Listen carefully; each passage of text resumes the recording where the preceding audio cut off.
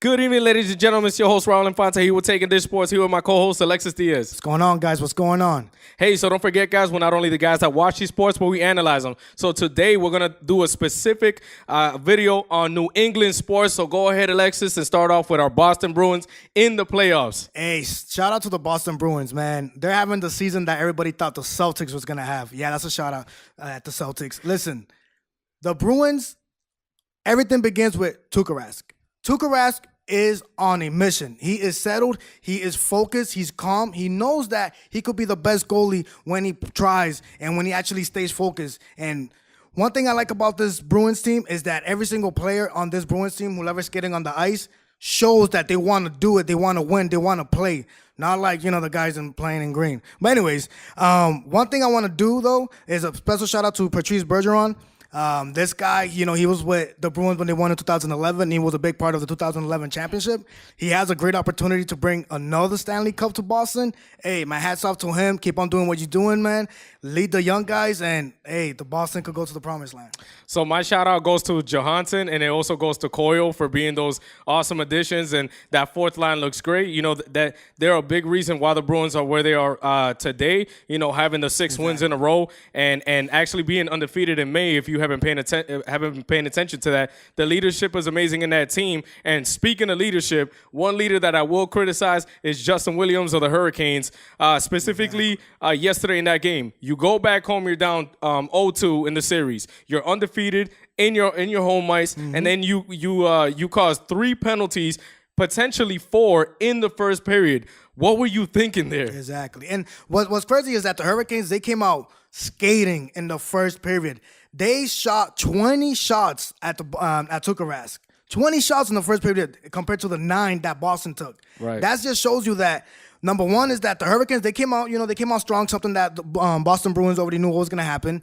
But the fact that Tuukka Rask didn't let one go in, and there was some open shots. That was so surprised that, hey, how they call it, puck luck. Tuukka Rask got some puck luck there. Some shots where the Hurricane skaters were like actually settling the stick right, we would have a tougher game. But, hey, shout out to Tuukka Rask, keeping it together. Hey, listen, and with that being said, we're really rooting for you guys, and hopefully you guys can bring the Stanley Cup home, so that way we have 3 championships in one season, which I've actually never seen happen in my lifetime, not only in Massachusetts, but in any professional sports. So with that being said, we're going to move on to the New England Patriots. Sorry about that. And Jamie Collins signing a new contract with the New England Patriots. How exciting is that, Alexis? Oh, man, it's like one of those things. Some players, they want the money. They wanted that big contract. They go, they play for 2 to 3 years, get their money. And what happens? They come back to the Patriots. You know why? Because they love the New England way. We win. People like to win. Winners love winning. And that's something that I'm really looking forward to, is Jamie Collins coming back to Boston, playing in Foxborough for the Patriots. And what's going to be special, too, is that you're going to have his coach, Gerard Mayo. Gerard Mayo, I think, was the last year when he got drafted. Jamie Collins was the last year Gerard Mayo played.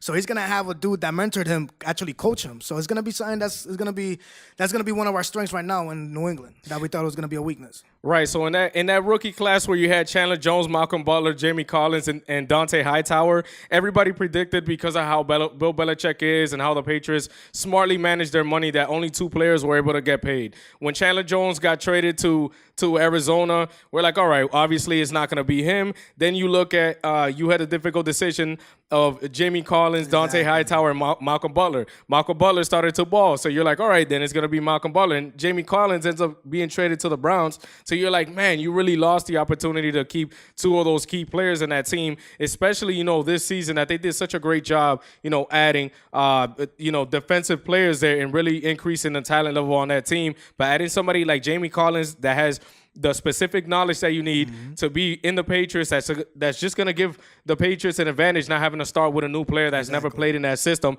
I'm excited to see Jamie Collins back in a Patriots uniform right there alongside Dante Hightower. So pretty much what he does is that he replaces Trey Flowers.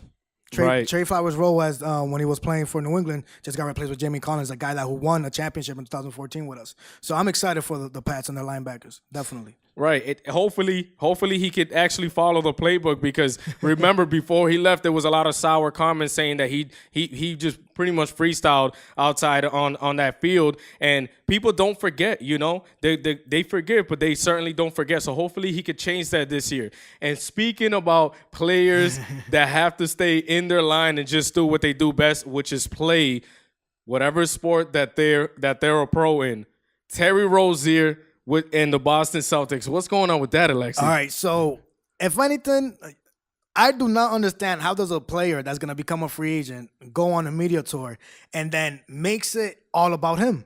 He literally said that Gordon Hayward and Kyrie Irving, they took a toll away from his game. How when you're the leader of the Boston's bench? How when you're the first guy off the bench for the Celtics? How when you were like 4th and 5th in minutes for the Celtics? How are you complaining about you didn't get enough looks or you didn't get enough usage when you were the second, third highest guy? He was the second highest in touches in that team, which tells you what? Terry Rozier needs to get his facts straight before he starts talking. I think he's doing a terrible job in actually making himself somebody that a team is going to want to go out and pay. We can't forget, Terry Rozier is a restricted free agent. So what happens? Let's say a team that needs a point guard. Name me Phoenix. Okay, Phoenix needs a point guard right now badly. They offer Terry Rozier, $15 million per year. Let's say 5 years. If the Celtics match that, guess what happens to Terry Rozier? That's mouthing off about his teammates, mouthing off about his coach. He would have to return there and swallow that pill and just have to deal with that for the years coming. So I don't understand why he's doing it. And he's ruining the market for himself. Oh, exactly. And what's going to happen is that Danny Ainge is a genius. Like, he knows how to run a team.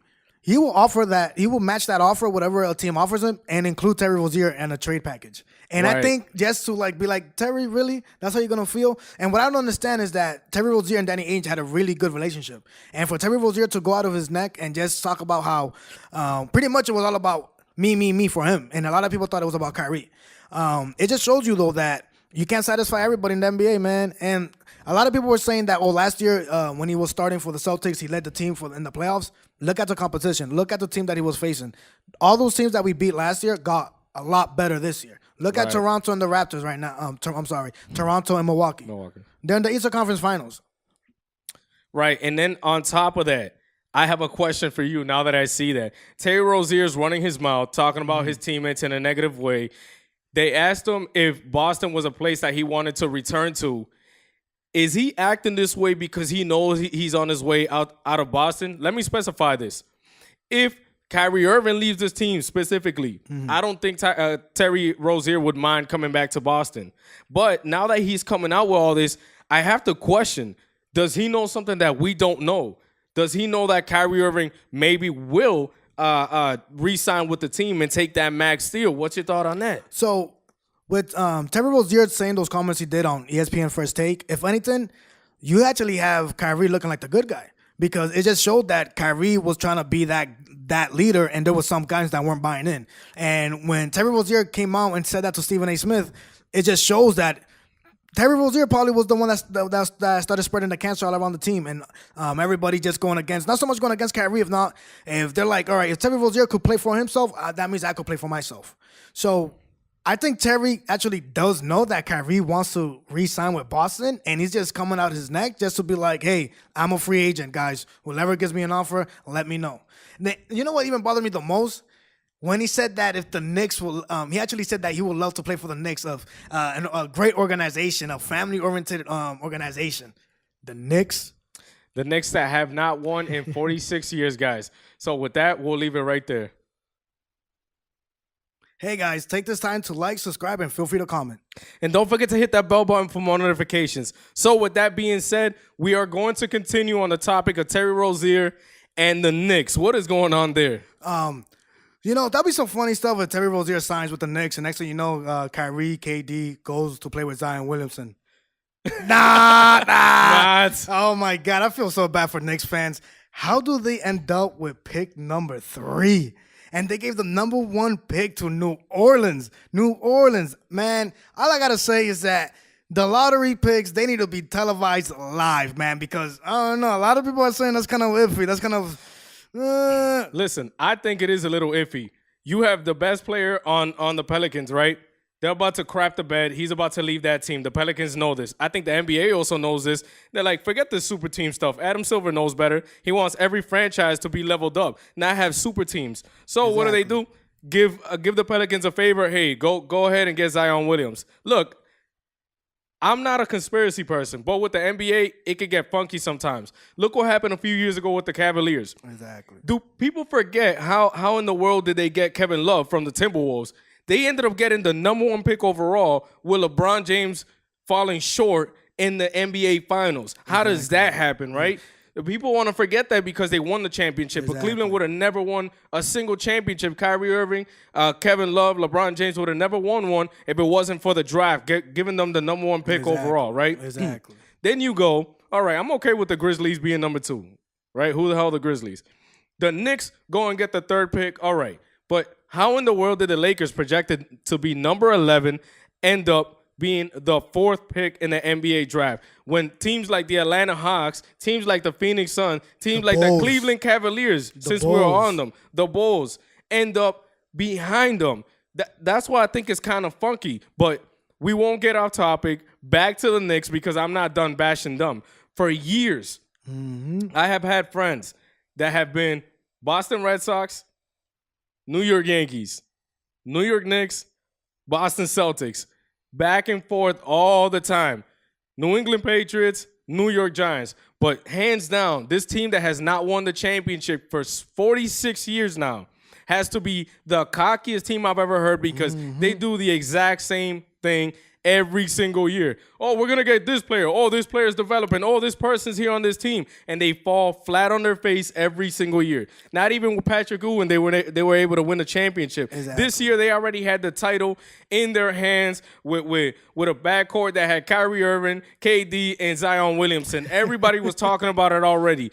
I did not even care that the Celtics had the 14th pick as long as the Knicks didn't get that number 1 pick. Because another thing, I don't understand how the system works, and please leave a comment and teach me because I really don't know how the numbers work. How is it that there's teams that had worse records than the Knicks, and then the Knicks have tied the highest percentage to get that number 1 pick this year? I don't know how it works. So I think it has to go a lot with the whole analytics of things of like, so you have like, and also like the years prior to it, it's some weird math that the NBA uses that I still think that they should do all that live. Right. And what they need to start doing is actually go by the standings. But it just shows that the NBA doesn't want teams tanking anymore. You know, look at New Orleans. New Orleans was a decent team throughout the season, right? And they get the number 1 pick. It just shows you that it doesn't matter about tanking. Right. But going back to the Knicks, listen. Nobody wants to play for MSG. The only people that want to play for MSG are artists. Madison Square Garden is known for their concerts, all right?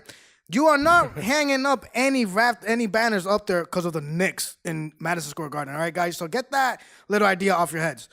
Oh, man, New York fans. So listen, with that said, good luck on that offseason. It's no guarantee that KD or Kyrie, even though it's a hot topic, are going to sign it with that team. But like I said, it's just another thing just to prove how New York fans think, specifically those Knicks that already have them signed. There's probably fans that are buying season tickets now as we speak because they want to see those two players play on that team when there's no guarantee what's going to happen come July 1st. So with that wraps up the NBA. We're going to move on to Major League Baseball, specifically, like we said, it's a New England sports take, so we're going to cover the Boston Red Sox. They had a tough start to the season, Alexi. Oh, for sure. What difficulties did you see at the beginning of the season? So one thing for sure was the pitching. Obviously, the pitching was a big issue. You know, you had Chris Sale like laying out 2 bombs to begin the season. Our hitters, Mookie Betts and JD Martinez, like going like 0 for 11 and 0 for 14, like just to begin like the first series. And then one thing I noticed is that we're seeing different guys slowly having a name for themselves, whether it be pitching, whether it be batting. And one thing that I like is that one of our first videos, actually, I was criticizing if Alex Cora could, like, get out of that slump. And I said, oh, it's going to be tough because, you know, once you win a championship after that, the players get lazy. You know, they were like, oh, we already won, blah, blah, blah, blah. Hey, I have to eat my words because right now they just turned it up a notch or 2.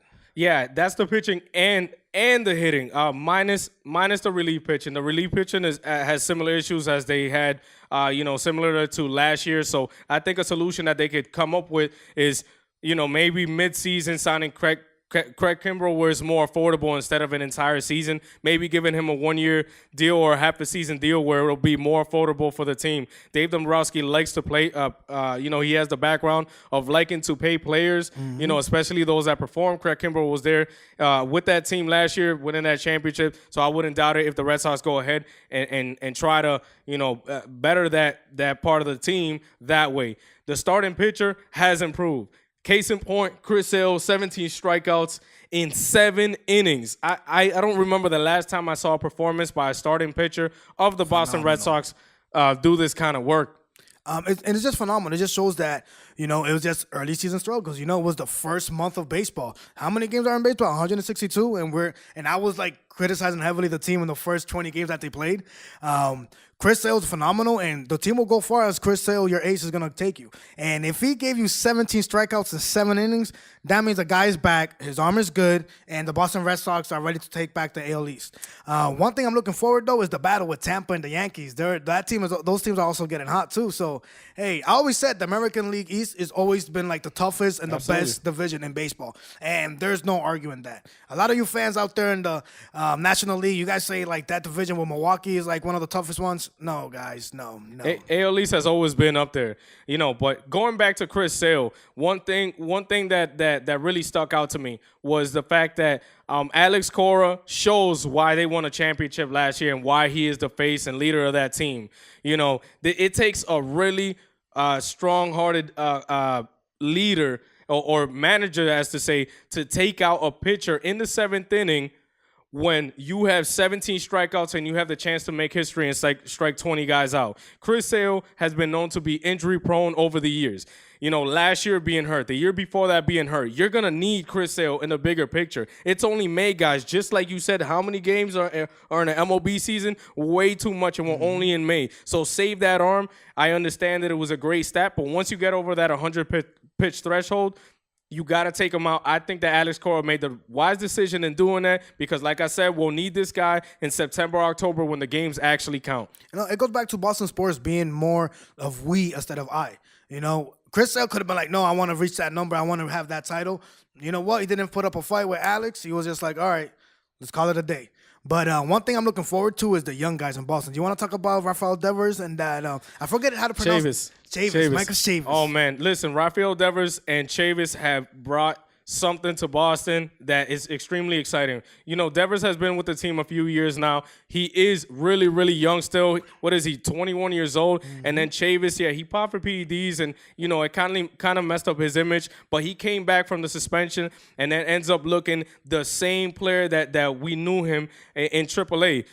Comes up to the major leagues, and it makes me feel at ease that somebody like Dustin Pedroia that has been dealing with that knee injury for so long can actually retire if he wanted to. There was one thing that stuck out that Dustin Pedroia said beginning the season when he was coming back from his injury stint.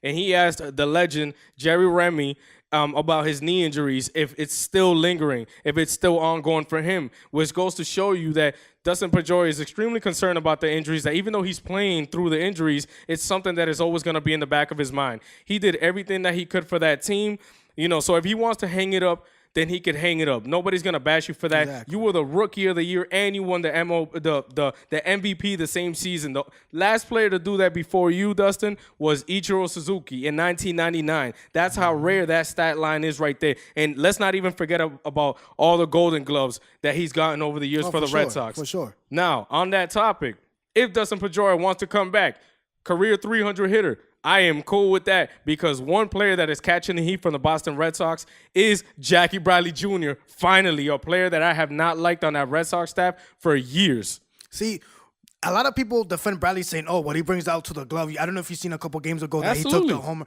Hey, hats off to him. He's won a bunch of Golden Gloves. He's a really great defensive player. He should have won more than one. He only won one? He only has one. Year? The one last year. Oh, I thought... Oh, so if he's, what are these, come on, guys. What's going on in Boston? I personally agree with you totally. Do you know he has the worst batting average of any outfielder in the MLB? Absolutely. And he's close to, I think he's like 4th or 5th last overall in all the major leagues. Yeah, no, exactly. That's exactly my point right there. I know Jackie Bradley brings a lot defensively, but all those offensive woes that we have, especially with the offensive production that the catchers do not provide, with having Jackie Bradley at 8th and then having the catcher at 9, it's just too much of a hole. Chavis was out there paying attention in center field, seeing how the balls flow. That could be your center fielder if Dustin Pedroia could come. So I'm super excited to see what the Red Sox should bring this season. Now that the Boston Bruins season is coming to an end, the NBA season is coming to an end, and the NFL season not starting yet, all eyes are going to be on the MLB and us specifically, New England sports fans, on our Boston Red Sox, hopefully bringing another banner for the 2019 season. So with that being said, we're going to wrap it up. Again, we're not only the guys that watch these sports, but we analyze them. We're your host, Raul Infante, and your co-host, Alexis Diaz. Let's go Boston. Let's go Boston. City of champs. City of champs.